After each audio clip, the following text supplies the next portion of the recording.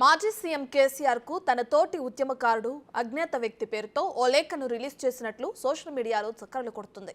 ఇంతకీ అసలు ఆ ఉత్తరంలో ఏముంది, ఆయన ఏం రాశారో ఇప్పుడు చూద్దాం. ఏమి సాధించారు మిత్రమా? ఎక్కడ మొదలై ఎలా ముగిసింది ప్రస్థానం? చింతమడక, సిద్దిపేటను దాటి సింగపూర్లు, స్విస్ బ్యాంకులంటూ పరిగెత్తిన మీ ప్రయాణం మళ్లీ మూలానికే కదా వచ్చింది. ఏవి ఆ మంగళ వాయిద్యాలు, ఏవి ఆ నీరాజనాలు, ఏవి ఆ రాజభోగాలు? మీ అడుగులకు మడుగులొత్తే మంది మా గదులేరి, మీరేం చెప్పినా వాహాలు పలికే విదేశకులేమైరి, కళ్ల ముందే కూలిపోయిన స్వప్నాలు, కన్ను పొడుచుకున్నా కానరాని వెళ్తురు. ఎలా జీర్ణించుకుంటున్నావు మిత్రమా? అవినీతి అనే పాము నోట్లో తలపెట్టినప్పుడు ఊహించి ఉండవు కదూ అది నిన్ను మింగేస్తుందని. అంతులేని ప్రజల ప్రేమాభిమానాల కంటే అత్యంత విషపూరితమైన కట్లపాములాంటి నోట్ల కట్టలపైకి నీకు మనసెలా పోయింది మిత్రమా?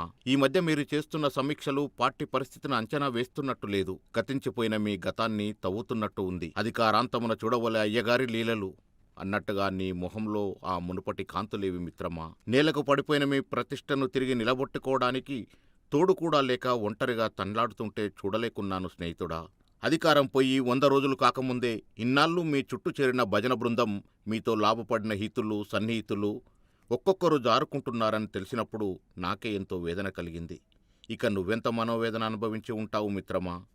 ఇప్పుడేరి ఆ హితులు, స్నేహితులు? కొందరప్పుడే మీరు తాత్కాలికంగా తమ పేరున పెట్టిన ఆస్తిపాస్తులను తిరిగి ఇవ్వటానికి మనసొప్పక వాటిని చక్కదిద్దుకునే పనిలో పడటం, మరికొందరు వారు ఇరుక్కోలేక మిమ్మల్ని ఇరికించి తప్పించుకోవాలని యోచించడం, ఇది కదా అసలైన జీవిత సత్యం. అధికారంలో ఉండి కూడబెట్టిన 1000 ఎకరాల భూముల కన్నా స్వగ్రామంలో మీ స్వార్జితం 8 ఎకరాలే ఎంతో విలువగా తోయటం లేదా? ఇప్పుడు ఉద్యమం చేస్తున్నప్పుడు ఇక్కడ నేను, నా ముసల్ది మాత్రమే ఉన్నాము, నా 2 పిల్లలు అమెరికాలో సెటిల్ అయ్యారు, నాకే స్వార్థం లేదు, నాకే పదవులు వద్దు, నేను తెలంగాణకు కాపలా కుక్కలా ఉంటాను అని ప్రమాణం చేస్తే అమాయకులైన తెలంగాణ జనం నమ్మి నాయకుని చేశారు. దళితుడినే ముఖ్యమంత్రి చేస్తానని చెప్తే నమ్మిన బడుగు జీవులు మీకోసం ఎన్ని త్యాగాలు చేశారో ఎప్పుడైనా లెక్క చూసుకున్నారా మిత్రమా? ఈ దగాకు ఏం పేరు పెడతారు? వారి త్యాగాలను ఏ త్రాసుతో కొలుస్తారు? స్వరాష్ట్రం కోసం, ఒక మానవీయమైన మార్పు కోసం బుల్లెట్లకెదిరిన యువతరం తెగింపు, చావును ముద్దాడిన వారి త్యాగఫలం కేవలం మీ కుటుంబం కోసమే అని ఎలా అనుకున్నారు మిత్రమా? అంతులేని మీ ధనదాహం ముందు నిరుద్యోగ యువత ఆక్రందనలు విలిపించలేదా? పౌర హక్కులు కనిపించలేదా? అంత నిరంకుశలమేలా మిత్రమా? బూటకపు హామీలు, మోసపూరిత వాగ్దానాల పేకమేడ ఎన్నాళ్ళుంటుంది మిత్రమా? ఎప్పుడైనా కూలిపోవాల్సిందే కదా. పులిరాజాగా ఉద్యమంలో ముందుకు పోతూ మీ పంజా కింద నలిపేసిన లేళ్ళు, దుప్పిళ్ళు, కుందెళ్ల మాటేమిటి మిత్రమా? మీరిప్పుడు కట్టుకున్న బంగళాలు, పోగేసుకున్న సంపద ఏదీ మీ ప్రతిష్టను తిరిగి తీసుకురాలేదు కదా. మీకు ప్రజల గుండెల్లో విశాలమైన గూడు ఉండగా ఇరుకైన పాలరాతి మెడలెందుకు మిత్రమా? ప్రజల మనసుల్లో కొలువై ఉండే మహాభాగ్యాన్ని వదులుకొని భోగభాగ్యాల వెంట పరుగులెందుకు? జనం ఆదరణ కోల్పోయి సంపాదించేవి రత్నాలైనా రాళ్లతో సమానమే కదా. ఎత్తులు వేయడంలో, వ్యూహాలు రచించడంలో కనుచూపు మేర మీకు సరిజోడైన నాయకుడున్నాడా? ఆ రాజనీతిజ్ఞత, దార్శనికత ప్రజల సౌభాగ్యం కోసం వాడితే తరతరాలు వాళ్ళ గుండెల్లో ఉండిపోయేవాళ్ళు కదా. ఎందుకొచ్చిన మాయదారి సంపద? ఏం చేసుకోను?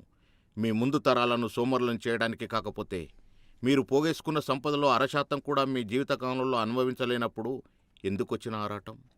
ఆ సంపద పోగేసుకునే క్రమంలో మీ ప్రతి నాయకుణ్ణి మీరే సృష్టించుకోవడం, మీ ఓటమికి మీరే ఇటుకలు పేర్చుకోవడమే కదా వైచిత్రి అంటే. సైజు పెద్దది అయినా అంగీలా అలవాటు లేని అపోజిషన్లో మీరు అవస్థలు పడుతుంటే ఆనందపడేవారే గాని అయ్యో అనేవాళ్ళు లేకపోవడం ఎంత దుర్భరం మిత్రమా? ఉద్యమంలో మీరు చేసిన భాషలు అధికారంలో ఉన్న మీ శత్రువు ఆచరిస్తున్నాడు. గమనించారా? ప్రజాస్వామ్యంలో అధికారకృతం నిర్వహించడం ఎలాగో అతని నుంచైనా మీరు నేర్చుకుంటారా? ఓటమి ఎప్పుడూ చివరి మజిలీ కాదు, అదెప్పుడూ తాత్కాలికమే. కానీ ఓటమి గెలుపుగా మారాలంటే అన్నీ వదులుకొని మళ్ళీ బయలుదేరిన చోటుకు రావాలి. రాగలరా? ఇట్లు మీ ఉద్యమ సహచరుడు.